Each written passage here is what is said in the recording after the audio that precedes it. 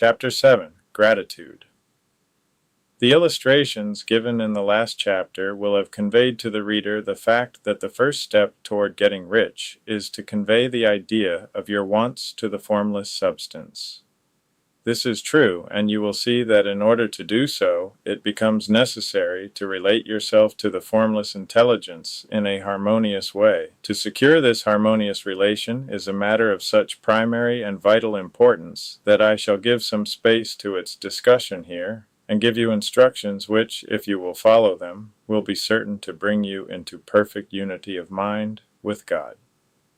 The whole process of mental adjustment and atonement can be summed up in one word: gratitude. First, you believe that there is one intelligent substance from which all things proceed. Second, you believe that this substance gives you everything you desire. And third, you relate yourself to it by a feeling of deep and profound gratitude. Many people who order their lives rightly in all other ways are kept in poverty by their lack of gratitude. Having received one gift from God, they cut the wires which connect them with Him by failing to make acknowledgement. It is easy to understand that the nearer we live to the source of wealth, the more wealth we shall receive. And it is easy also to understand that the soul that is always grateful lives in closer touch with God than the one which never looks to Him in thankful acknowledgement. The more gratefully we fix our minds on the Supreme when good things come to us, the more good things we will receive, and the more rapidly they will come. And the reason simply is that the mental attitude of gratitude draws the mind into closer touch with the source from which the blessings come. If it is a new thought to you that gratitude brings your whole mind into closer harmony with the creative energies of the universe, consider it well, and you will see that it is true. The good things you already have come to you along the line of obedience to certain laws. Gratitude will lead your mind out along the ways by which things come, and it will keep you in close harmony with creative thought, and prevent you from falling into competitive thought. Gratitude alone can keep you looking toward the all, and prevent you from falling into the error of thinking of the supply as limited, and to do that would be fatal to your hopes. There is a law of gratitude, and it is absolutely necessary that you should observe the law, if you are to get the results you seek. The law of gratitude is the natural principle that action and reaction are always equal and in opposite directions. The grateful outreaching of your mind in thankful praise to the Supreme is a liberation or expenditure of force. It cannot fail to reach that to which it is addressed, and the reaction is an instantaneous movement toward you. Draw nigh unto God, and He will draw nigh unto you. That is a statement of psychological truth. And if your gratitude is strong and constant, the reaction in formless substance will be strong and continuous. The movement of the things you want will be always toward you. Notice the grateful attitude that Jesus took, how He always seems to be saying, "I thank Thee, Father, that Thou hearest me."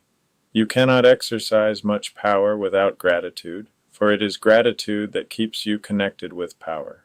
But the value of gratitude does not consist solely in getting you more blessings in the future. Without gratitude, you cannot long keep from dissatisfied thought regarding things as they are. The moment you permit your mind to dwell with dissatisfaction upon things as they are, you begin to lose ground. You fix attention upon the common, the ordinary, the poor, and the squalid and mean, and your mind takes the form of these things. Then you will transmit these forms, or mental images, to the formless, and the common, the poor, the squalid, and mean will come to you. To permit your mind to dwell upon the inferior is to become inferior and to surround yourself with inferior things. On the other hand, to fix your attention on the best is to surround yourself with the best and to become the best. The creative power within us makes us into the image of that to which we give our attention. We are thinking substance, and thinking substance always takes the form of that which it thinks about. The grateful mind is constantly fixed upon the best, therefore it tends to become the best. It takes the form or character of the best, and will receive the best.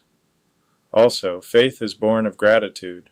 The grateful mind continually expects good things, and expectation becomes faith. The reaction of gratitude upon one's own mind produces faith, and every outgoing wave of grateful thanksgiving increases faith. He who has no feeling of gratitude cannot long retain a living faith, and without a living faith you cannot get rich by the creative method, as we shall see in the following chapters. It is necessary, then, to cultivate the habit of being grateful for every good thing that comes to you, and to give thanks continuously. And because all things have contributed to your advancement, you should include all things in your gratitude. Do not waste time thinking or talking about the shortcomings or wrong actions of plutocrats or trust magnates. Their organization of the world has made your opportunity. All you get really comes to you because of them. Do not rage against corrupt politicians. If it were not for politicians, we should fall into anarchy, and your opportunity would be greatly lessened. God has worked a long time and very patiently to bring us up to where we are in industry and government, and He is going right on with His work. There is not the least doubt that He will do away with plutocrats, trust magnates, captains of industry, and politicians as soon as they can be spared. But in the meantime, behold, they are all very good. Remember that they are all helping to arrange the lines of transmission along which your riches will come to you, and be grateful to them all. This will bring you into harmonious relations with the good in everything, and the good in everything will move toward you. Chapter 8. Thinking in the Certain Way. Turn back to chapter 6 and read again the story of the man who formed a mental image of his house, and you will get a fair idea of the initial step toward getting rich. You must form a clear and definite mental picture of what you want. You cannot transmit an idea unless you have it yourself. You must have it before you can give it. And many people fail to impress thinking substance, because they have themselves only a vague and misty concept of the things they want to do, to have, or to become. It is not enough that you should have a general desire for wealth to do good with. Everybody has that desire. It is not enough that you should have a wish to travel, see things, live more, etc. Everybody has those desires also. If you were going to send a wireless message to a friend, you would not send the letters of the alphabet in their order, and let him construct the message for himself. Nor would you take words at random from the dictionary. You would send a coherent sentence, one which meant something. When you try to impress your wants upon substance, remember that it must be done by a coherent statement. You must know what you want, and be definite.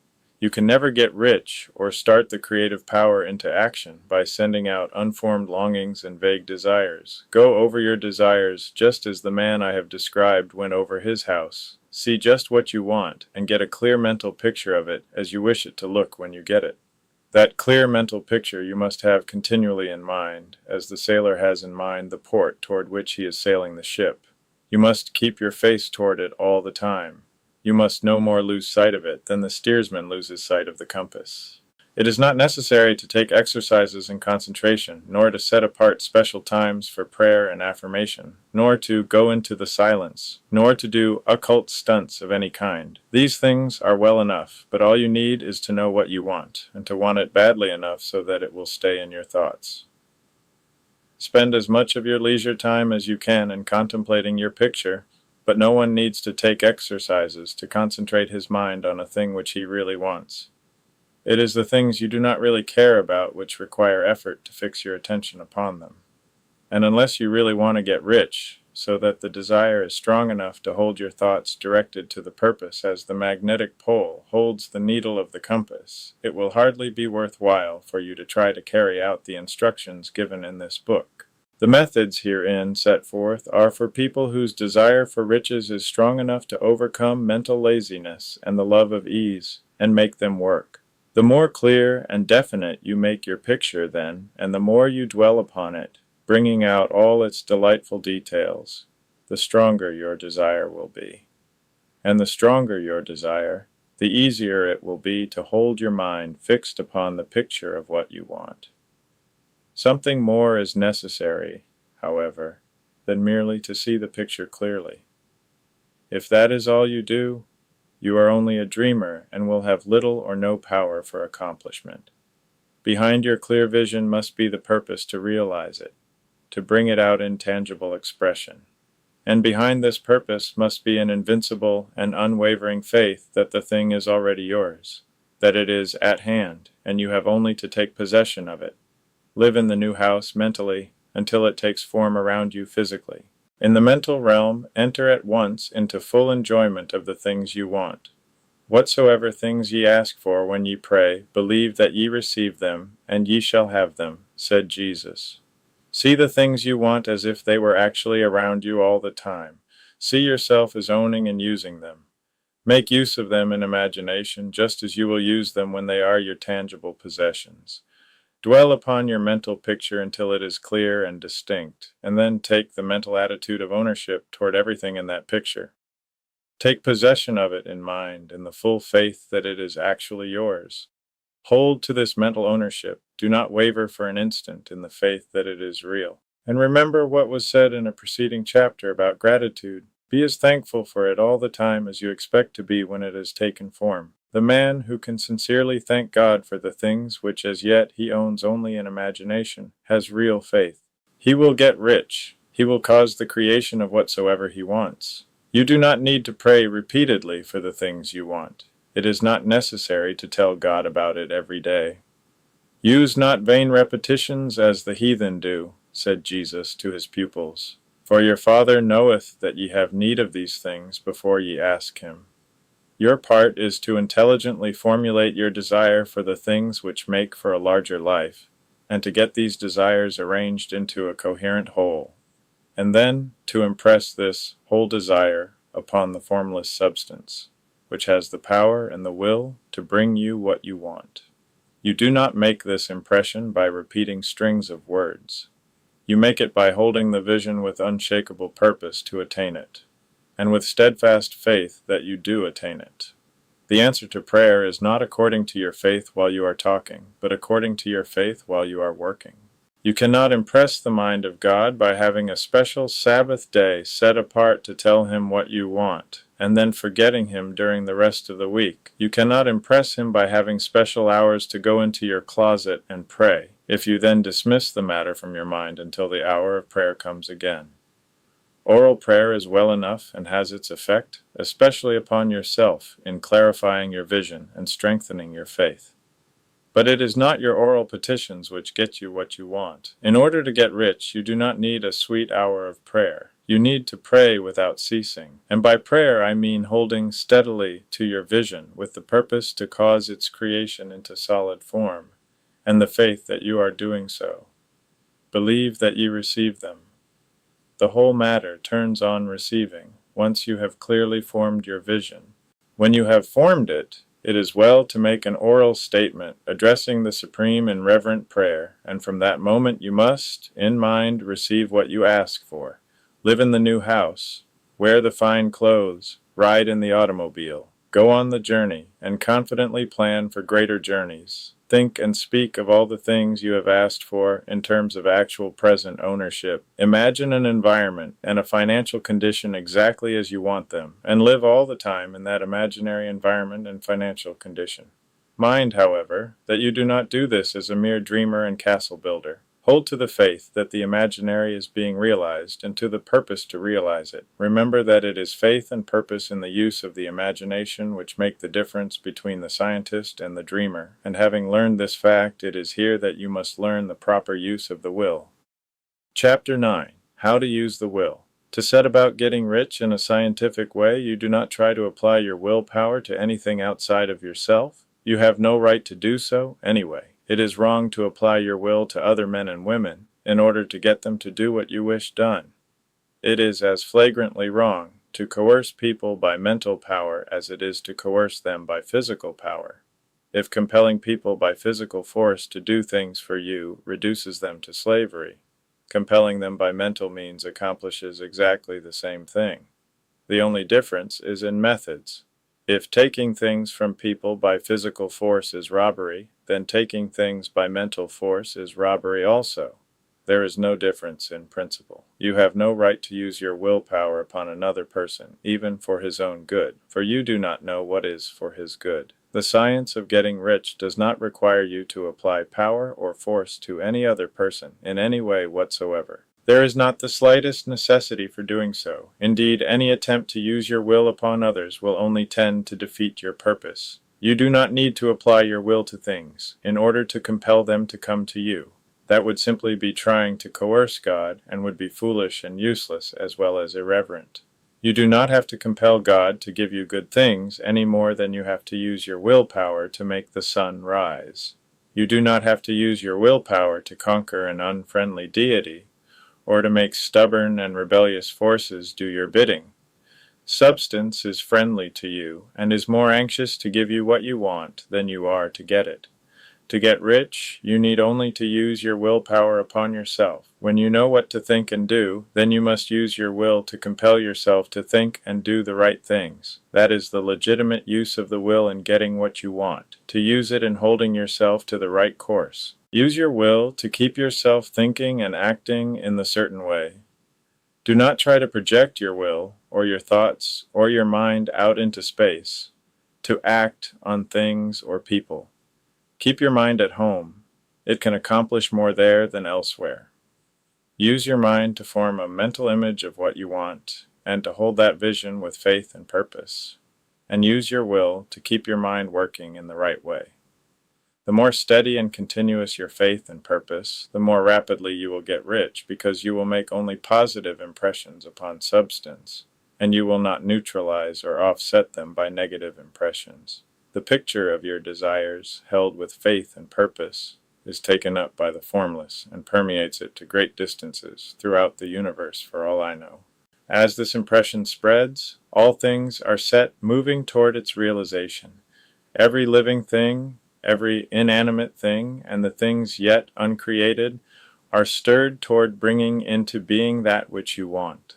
All force begins to be exerted in that direction. All things begin to move toward you. The minds of people, everywhere, are influenced toward doing the things necessary to the fulfilling of your desires, and they work for you unconsciously. But you can check all this by starting a negative impression in the formless substance. Doubt or unbelief is as certain to start a movement away from you as faith and purpose are to start one toward you. It is by not understanding this that most people who try to make use of mental science in getting rich make their failure. Every hour and moment you spend in giving heed to doubts and fears, every hour you spend in worry, every hour in which your soul is possessed by unbelief, sets a current away from you in the whole domain of intelligent substance. All the promises are unto them that believe, and unto them only. Notice how insistent Jesus was upon this point of belief. And now you know the reason why. Since belief is all important, it behooves you to guard your thoughts. And as your beliefs will be shaped to a very great extent by the things you observe and think about, it is important that you should command your attention. And here the will comes into use. For it is by your will that you determine upon what things your attention shall be fixed. If you want to become rich, you must not make a study of poverty. Things are not brought into being by thinking about their opposites. Health is never to be attained by studying disease and thinking about disease. Righteousness is not to be promoted by studying sin and thinking about sin. And no one ever got rich by studying poverty and thinking about poverty. Medicine as a science of disease has increased disease. Religion as a science of sin has promoted sin. And economics as a study of poverty will fill the world with wretchedness and want. Do not talk about poverty. Do not investigate it or concern yourself with it. Never mind what its causes are. You have nothing to do with them. What concerns you is the cure. Do not spend your time in charitable work or charity movements. All charity only tends to perpetuate the wretchedness it aims to eradicate. I do not say that you should be hard-hearted or unkind and refuse to hear the cry of need, but you must not try to eradicate poverty in any of the conventional ways. Put poverty behind you, and put all that pertains to it behind you, and make good. Get rich. That is the best way you can help the poor. And you cannot hold the mental image which is to make you rich if you fill your mind with pictures of poverty. Do not read books or papers which give circumstantial accounts of the wretchedness of the tenement dwellers, of the horrors of child labor, and so on. Do not read anything which fills your mind with gloomy images of want and suffering. You cannot help the poor in the least by knowing about these things, and the widespread knowledge of them does not tend at all to do away with poverty. What tends to do away with poverty is not the getting of pictures of poverty into your mind, but getting pictures of wealth into the minds of the poor. You are not deserting the poor in their misery when you refuse to allow your mind to be filled with pictures of that misery. Poverty can be done away with not by increasing the number of well-to-do people who think about poverty, but by increasing the number of poor people who purpose with faith to get rich. The poor do not need charity, they need inspiration. Charity only sends them a loaf of bread to keep them alive in their wretchedness, or gives them an entertainment to make them forget for an hour or two. But inspiration will cause them to rise out of their misery. If you want to help the poor, demonstrate to them that they can become rich. Prove it by getting rich yourself. The only way in which poverty will ever be banished from this world is by getting a large and constantly increasing number of people to practice the teachings of this book. People must be taught to become rich by creation, not by competition. Every man who becomes rich by competition throws down behind him the ladder by which he rises, and keeps others down. But every man who gets rich by creation opens a way for thousands to follow him, and inspires them to do so. You are not showing hardness of heart or an unfeeling disposition when you refuse to pity poverty, see poverty, read about poverty, or think or talk about it, or to listen to those who do talk about it. Use your willpower to keep your mind off the subject of poverty and to keep it fixed with faith and purpose on the vision of what you want.